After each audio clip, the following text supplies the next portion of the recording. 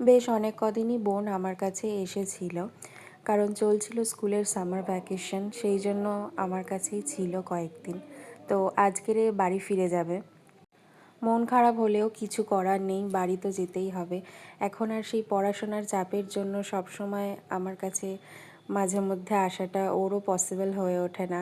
আগে আমরা দুজনে সারাক্ষণই একসাথেই থাকতাম, ছোট থেকে বেশিরভাগ সময়টা আমার সাথেই কাটানো। ওরও মনটা একটু খারাপ, যেতে না চাইলেও যেতে তো হবেই।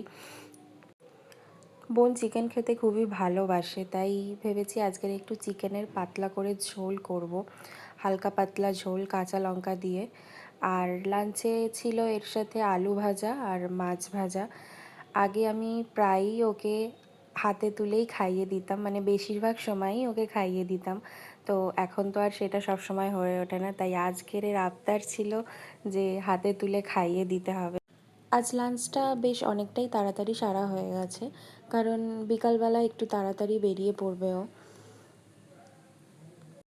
আবার কিছুদিন পরে শুরু হয়ে যাবে ডেইলি লাইফস্টাইল।